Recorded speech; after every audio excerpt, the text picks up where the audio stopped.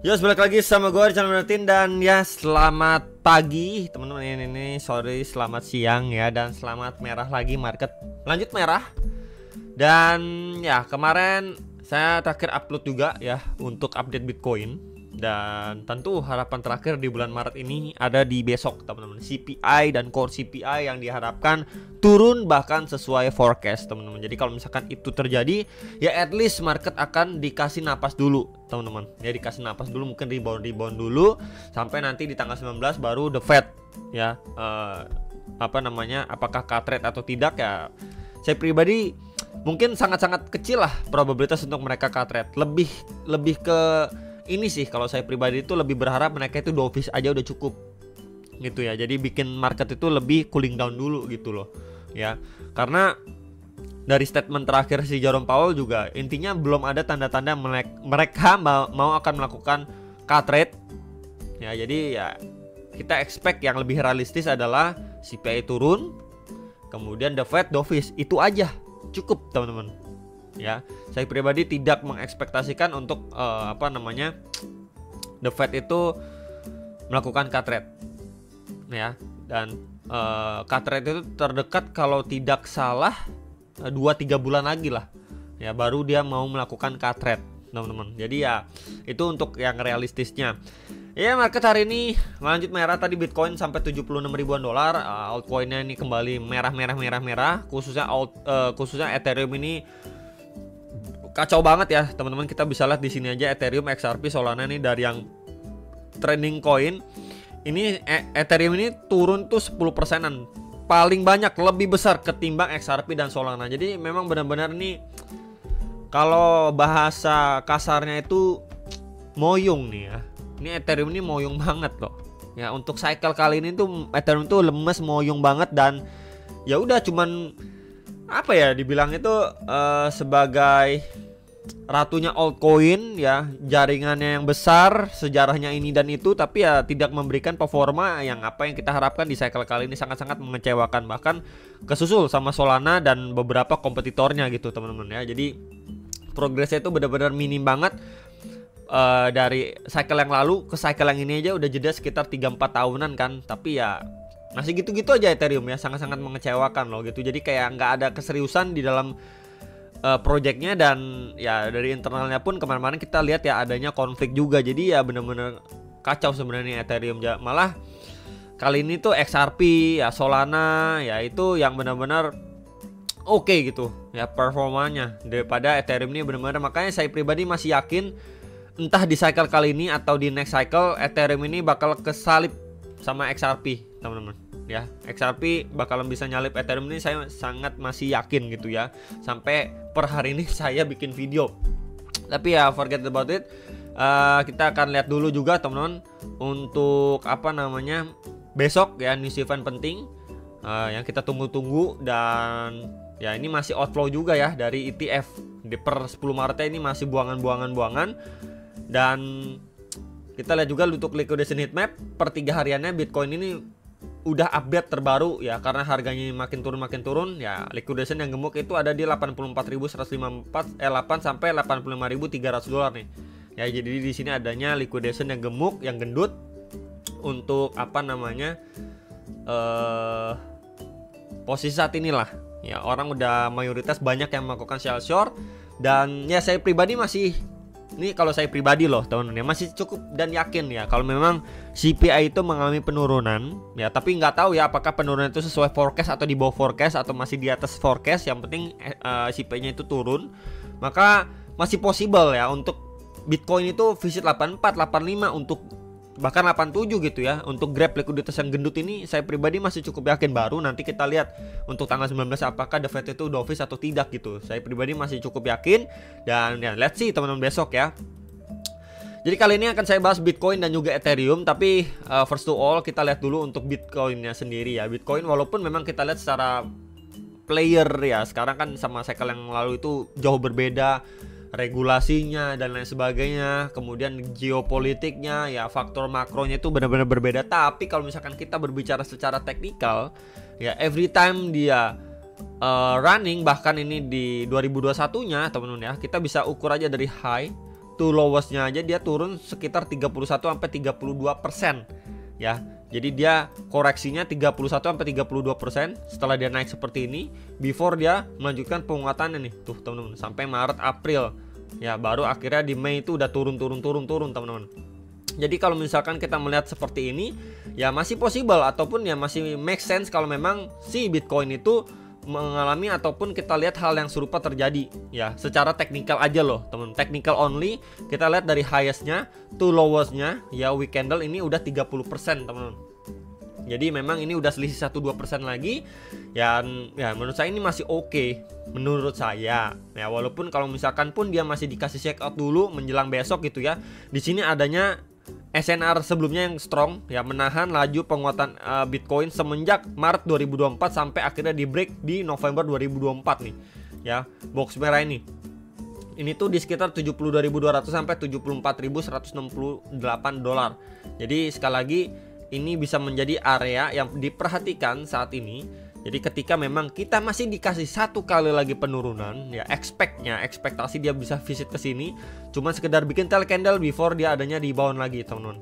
Ya itu sementara untuk ekspektasi posisi saat ini gitu. Yang nanyain si Bitcoin gimana nih kalau masih turun lagi, kira-kira area berapa yang bisa dikejar dan lain sebagainya. Biasa kan itu yang ditanyain. Ya palingan menurut saya itu dulu aja untuk secara daily time frame ya. Kalau memang kita dikasih satu kali lagi shake out teman-teman. Itu yang bisa diperhatikan untuk posisi saat ini. Ya ini coba saya akan copy lagi ya, make it clear di sini areanya. Oke, ya kurang lebih seperti ini teman-teman ya ekspektasinya. Ya cuman ya balik lagi nggak ada yang tahu pasti, tapi kalau melihat kondisi seperti ini ya so far sih sekarang udah ada yang namanya bullish divergence secara daily teman-teman ya. Di sini dia create lower low ya, kita bisa lihat di sini dia create lower low price action, tapi RSI-nya ini malah higher low teman-teman. Di sini udah adanya bullish divergence secara daily time frame. So kalau memang kita mendapatkan apa sesuai yang tadi saya sampaikan, CPI turun, kemudian the Fed dovish dulu lah, at least di bulan ini memberi ketenangan di market gitu ya. Dan hal serupa yang kita akan dapatkan seperti di cycle yang lalu, kalau kita tadi berbicara secara teknikal sebelum dia lanjut rally lagi gitu ya. Ya ini masih possible, tapi ya saya pribadi tidak bilang abis ini pasti rally ya, setidaknya dia rebound dulu gitu ya teman-teman, rebound dulu ya, mungkin ngetes 84, 85, 87 gitu, even better di atasnya nih ya, di 90 sampai 93.000 dolar. Jadi itu beberapa next obstacle yang mungkin divisi sama Bitcoin, bukan saya bilang rally dan niatnya bukan ya. Jadi itu hal yang berbeda, cuman ya itu yang bisa saya sampaikan untuk teman-teman sekarang ya, untuk secara daily tadi. Nah, kalau secara time frame 4 jam gimana? Ya 4 jam sebenarnya di sini kita bisa lihat ya. Ini kan low sebelumnya aja udah di take out. Dia cuman mantul dikit aja udah lanjut lagi turun gitu ya. Bahkan nih di previous low di awal Februari ini juga sudah mampu di take out nih. Tuh, sama Bitcoin secara time frame 4 jam. Dan so far sekarang dia masih bermain di EMA21. Jadi memang secara indikator pun kita berada di bawah EMA21, menandakan performa dari market itu lagi kurang bagus teman-teman ya. Ya minimalnya dari range area ini aja di take out dulu lah teman-teman. Nih dari range area ini aja di 82 sampai 84.000 dolar ini harus mampu di take out dulu aja secara short term. Tapi mengingat besok ya baru ada news event yang benar-benar kita tunggu ya, maybe pergerakannya tidak bisa yang lanjut rally kenceng atau gimana. Kalaupun bisa mungkin seperti ini, pump and dump doang gitu. Mungkin cuma sekedar grab likuiditas seperti ini, let's see ya, seperti ini naik pump nggak taunya langsung turun lagi kayak gini ya, seperti yang ini nih ya, seperti ini bisa juga terjadi gitu ya. Jadi ya sembari kita menunggu besok lah, intinya seperti itu teman-teman. Oke, Ethereum weekly ini benar-benar memberikan performa yang buruk. Saya pribadi sangat-sangat kecewa, walaupun saya tidak beli Ethereum sepeser pun. Ya saya pribadi jujur aja gitu, saya memang beberapa kali lumayan sering bahas Ethereum karena korelasinya dengan altcoin itu sangat kuat gitu ya. Cuman saya personally tidak membeli Ethereum ya di cycle kali ini. Di cycle yang lalu ada beli Ethereum sedikit, tapi di cycle kali ini tidak ya. Karena kenapa pertimbangan saya ya, pertama adalah minimnya update dari Ethereum, kemudian ya saya pribadi masih kurang atau bisa dibilang nggak percaya lah ya, nggak yakin lah sama si Vitalik ya. Kemudian juga Ethereum itu kan semakin harganya tinggi, gas fee-nya itu semakin mahal. Maka orang yang menggunakan jaringannya Ethereum nih ya, pengguna realnya itu akan kesulitan, teman-teman. Jadi Ethereum itu tidak boleh, atau istilahnya jangan sampai terlalu mahal harganya, biar gas fee-nya itu jangan naik atau jangan mahal juga. Ya itu kan memberikan istilahnya apa ya, pro dan kontra. Dan menurut saya wah ini ribet banget deh, mendingan saya cari alternatif ya altcoin lain. Contoh nih BNB, contoh XRP, contoh Solana dan lain sebagainya gitu loh teman-teman. Ya bukan berarti Ethereum nggak bisa profit, bukan. Ethereum bisa profit. Ya tentu kalian beli misalkan waktu di bearish kalian beli di let's say di sini $300, mungkin waktu dip lagi di $1000, ya tentu udah untung gitu. 1 2 3x 4x itu udah untung. Tapi ya untuk saya personally ketika memang lihat harganya seperti ini, ya saya lebih prefer membeli apa yang saya yakini dan saya percaya. Intinya seperti itu ya. Nah, untuk Ethereum sendiri ini sayang banget ya, trendline support keramatnya ini udah di breakdown nih. Tuh, trendline support keramat secara weekly ini udah di breakdown. Walaupun sebelumnya pada awal Februari ini sempat dia masuk lagi dan mencoba hold di atas, tapi akhirnya closing pada akhir Februari ya dan awal Maret ini udah clear, dia drop di bawah sini teman-teman. So, posisi sekarang yang perlu diperhatikan secara weekly adalah area tahanan ini teman-teman sebenarnya nih. Tuh. Cukup lebar range-nya. Ya, itu di sekitar 1495 sampai $1786. Secara weekly ini ada area range yang cukup lebar. Ya, sebelumnya ini menjadi area SNR juga tuh. Tuh. Nah, tuh pada pergerakan Ethereum sebelum-sebelumnya. Jadi, let's say kalau memang masih ada buangan, hopefully di sini mampu menahan laju penurunan si Ethereum, teman-teman. Tapi kalau misalkan bablas pun, ya udah kita bisa pantau untuk beberapa next area target support seperti di area sini. Ya 1061 sampai $1200-an.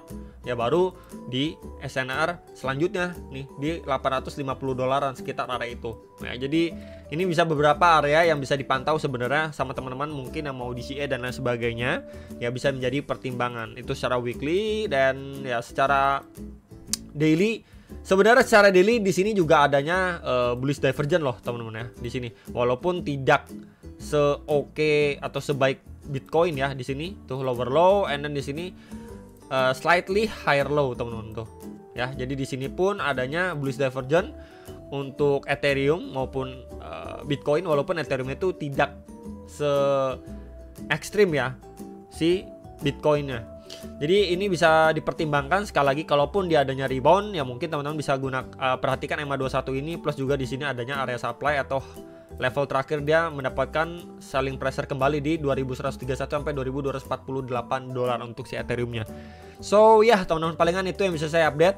Kita akan bahas lagi untuk besok ya. Jangan lupa beberapa kemarin yang request altcoin udah saya baca-baca ya. Kalian bisa komen lagi altcoin apa yang pengen kalian request. So saya besok akan usahakan untuk upload 2 video. Tentunya pagi itu ada Bitcoin, dan nextnya mungkin sore itu ada sore itu ada pembahasan untuk altcoin ya, mungkin 3 koin lah satu video. Palingan itu yang bisa saya sampaikan untuk video kali ini. Hopefully bisa terbantu ya, stay strong juga di market yang seperti ini, dan ya sampai jumpa untuk next video. Sampai profit.